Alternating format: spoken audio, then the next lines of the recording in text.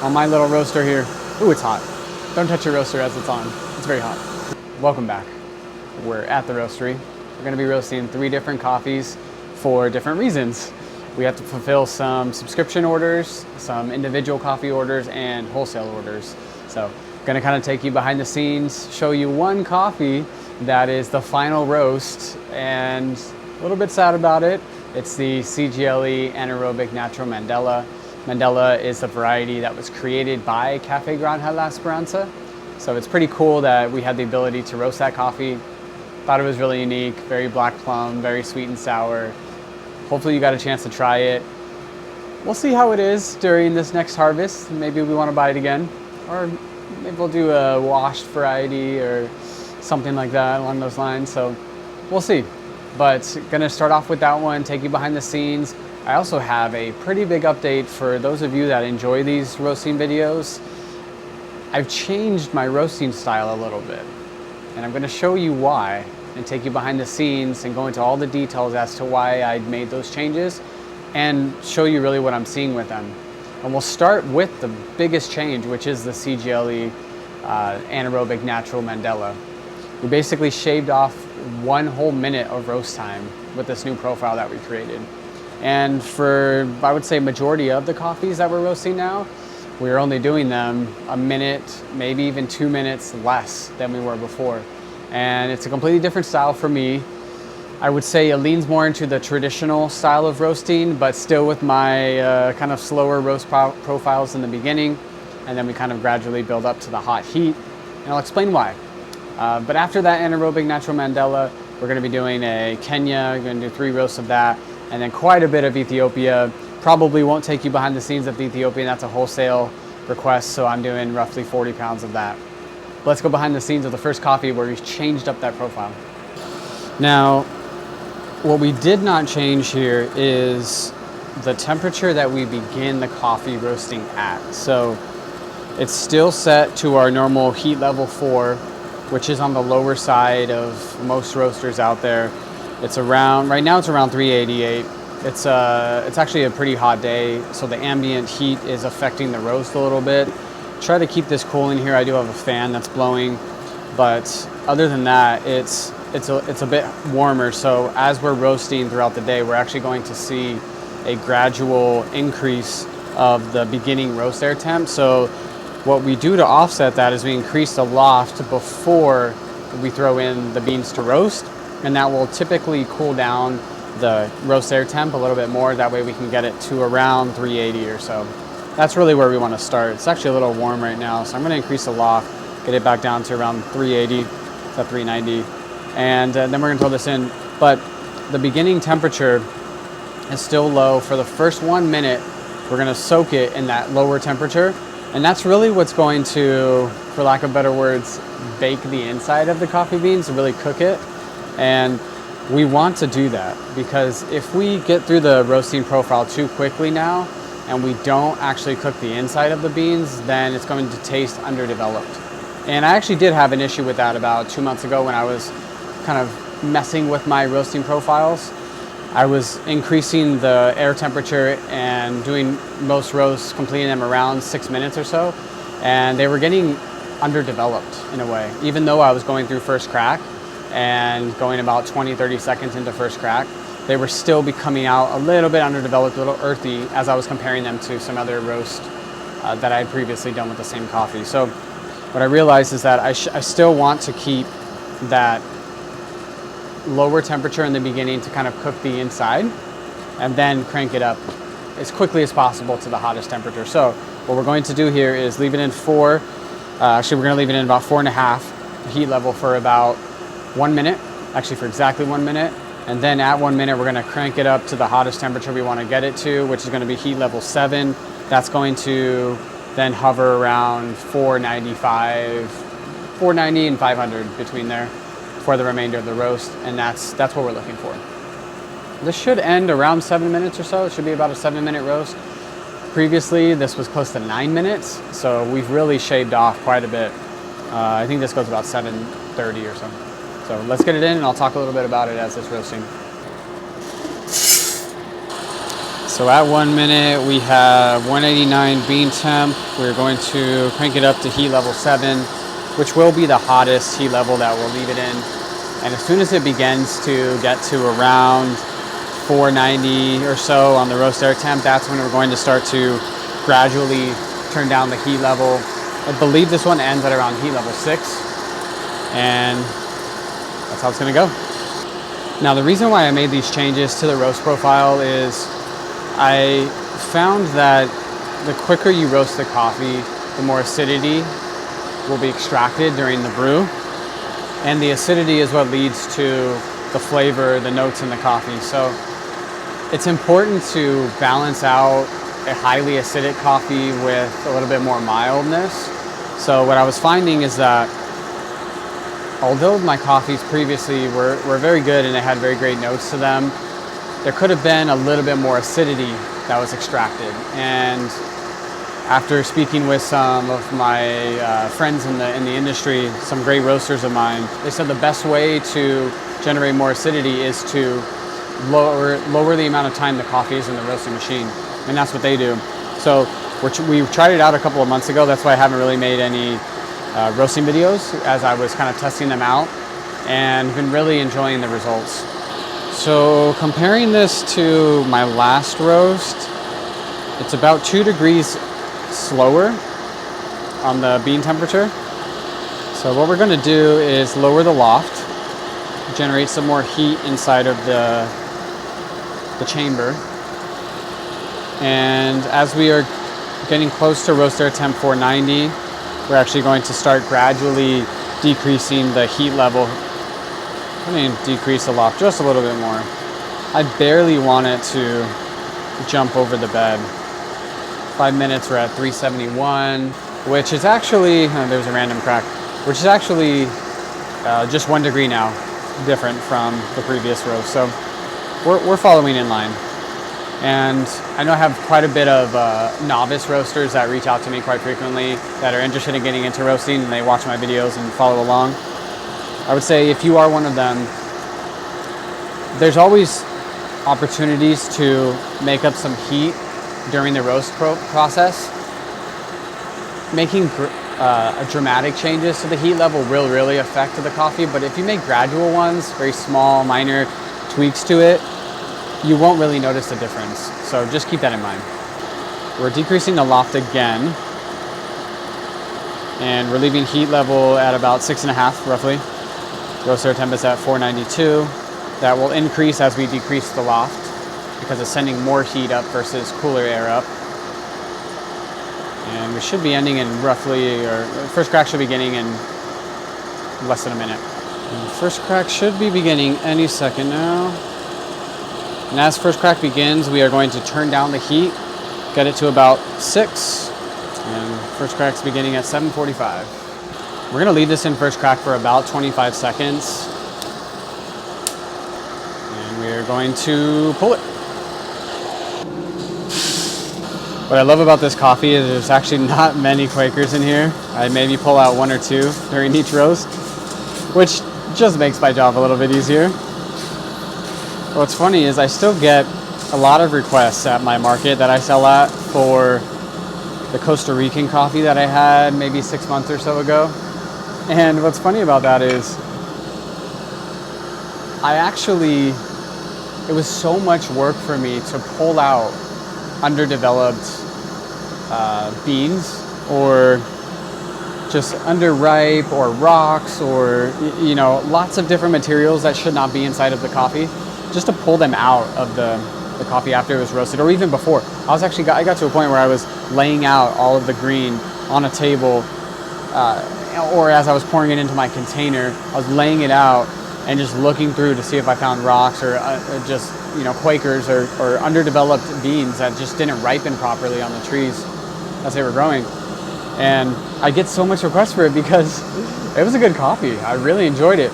But the amount of work I had to put into it just was not worth it. I was almost spending triple the amount of time on that roast just to provide 5-10 bags of coffee. So it wasn't worth it. So I did provide feedback to the importer, and We'll see if this year's better. They've already released the coffee that I got last year. I'm not going to try it. I'm not going to risk it. Give it some time for them to work out some of those issues at the mill. So with this coffee, really enjoyed the quicker roasting profile that we created. And actually for the next coffee I'm throwing in, which is a Kenyan, I'm going to be doing the same thing. I believe we shaved off another minute or so on that roast. And it's just coming out really well, especially the Kenyan, the wash Kenyans. They're already going to be a little more citrus forward, have a little bit more acidity to them. Now we're adding even more to that. It's just a really wonderful coffee. And actually this is going to be their last roast of the Kenyan as well. So we have 2 coffees that we're just finalizing our roast for, but it's exciting. It's an exciting time. If you are a subscriber to my newsletter, I'll be putting out one soon talking about all the different coffees we're releasing and have just recently released. It's over the next month prior and the next month through October. It's the most coffees we've ever released in a span of about 2 to 3 months. I think we're going to be hitting roughly 12 or so coffees that we're releasing. So it's really cool. We did a lot of purchasing during the summertime. That's when the best coffees come up. A lot of the Central and South American coffees coming around that time frame. And then we truly get into the South American coffees in October, November, December time frame. So exciting times, really exciting times. So I'll show you the Kenyan, but this roast came out really well. All right, we just threw in the Kenyan, and the way that this one works differently compared to the Mandela that we previously did is I like to, I would say, soak this one a little bit longer. So it does our typical soak of this one. Since we're roasting more, we leave it in heat level 5 to begin, and we leave that for about a minute, then we turn it up to 6. And we're about 3 minutes in, and we're at 6, going to 6.5 at 3 minutes and 30 seconds. The way I changed this one is instead of leaving it in 6.5 for 2.5 minutes, I'm actually only leaving it in 6.5 for 30 seconds. So at 3:30, which is in a few seconds, we're going to turn this up to heat level 6.5. Then at 4 minutes, we're going to turn it all the way up to 8, which is going to be the hottest temperature. So we basically do our soak for a shorter period of time. What that's doing is, once again, it's just cooking the inside of the beans. I like to say cooking because you kind of are. You're cooking it, right? So you're really just cooking the inside of the beans, and then you're getting it to the hottest temperature as quick as possible. So if you like to follow charts, these do not look like great charts that spike up and then slowly go down. These kind of spike up and then slowly go up and down, and they're not the prettiest charts to look at. But I bet you my roast come out really well. Try them if you haven't already. Now, 4 minutes has passed and we're at the hottest heat level temperature, which is 8.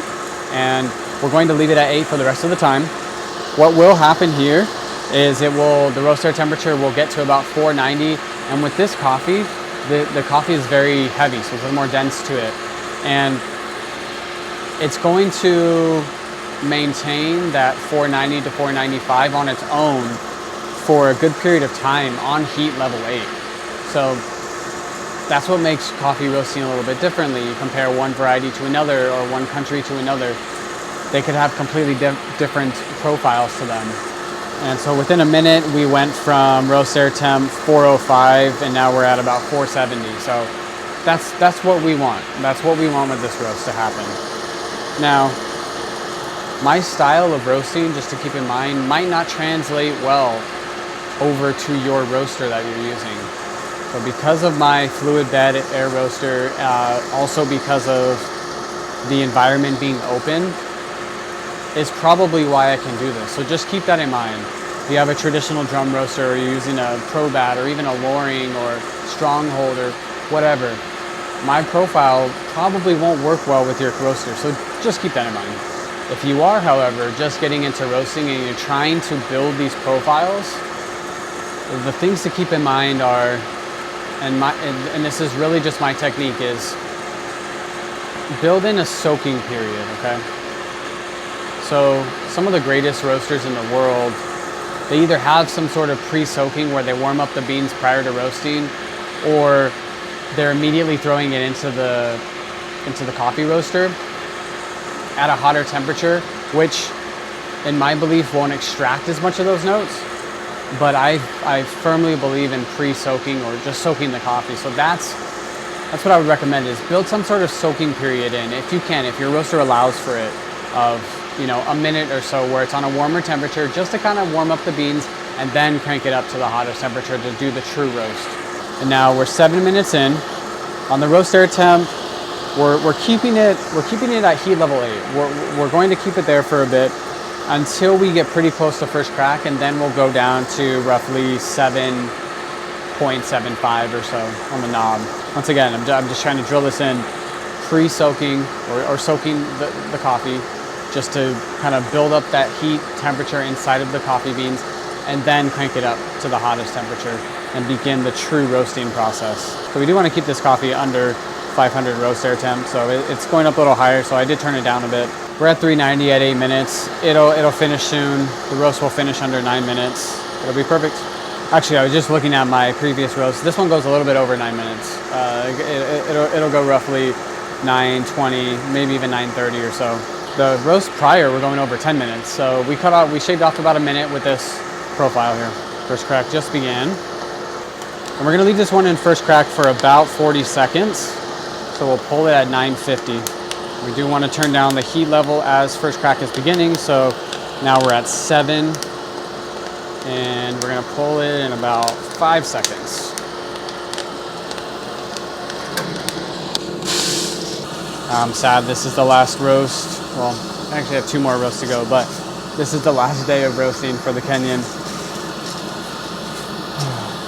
This was a great coffee. I probably didn't talk about it much because I really haven't posted roasting videos in a while, but this year the Kenyan coffee was a little off. I sampled between 20 and 30 different Kenyans, and although some were good, they weren't great. This was the only great one, I would say, that I sampled.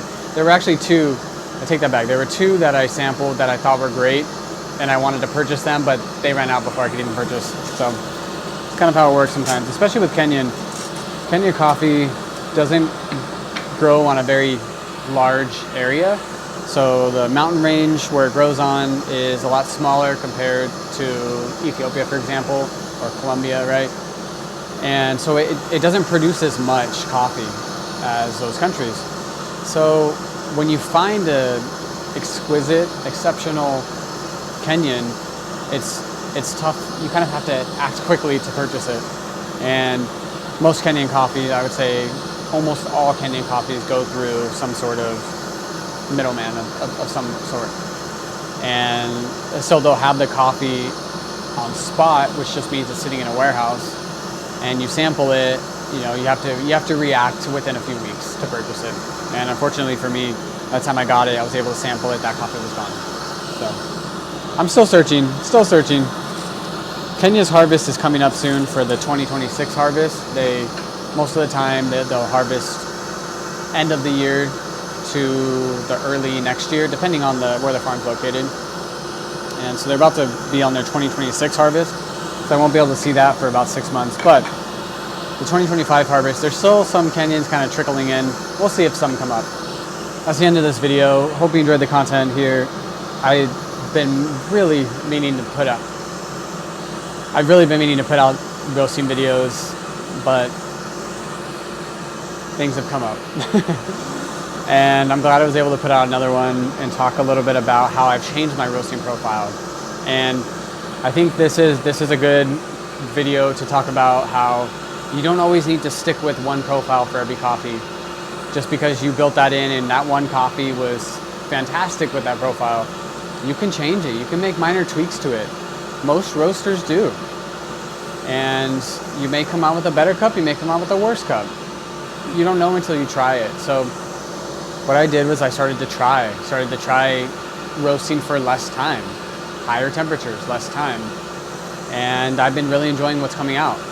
And if you have questions on the roasting profiles, just put them in the comments below. I try to answer all the questions. Sometimes I either don't see them or, I don't know, I just forget. But if you have any questions, put them in the comments below. And I'll catch you in the next one. Don't forget to like this video if you enjoyed it, and subscribe if you're not already. If you're a roaster, I post these videos. I try to post these videos more frequently. If you just enjoy coffee content, whether it's brewing, behind the scenes, POV, or just what the business is up to as we're expanding. By the way, we're now roasting over 100 pounds a week. I think maybe earlier this year I was saying we were roasting 30 to 40 pounds a week. We've now gotten past 100 pounds a week on my little roaster here. Ooh, it's hot. Don't touch your roaster as it's on. It's very hot.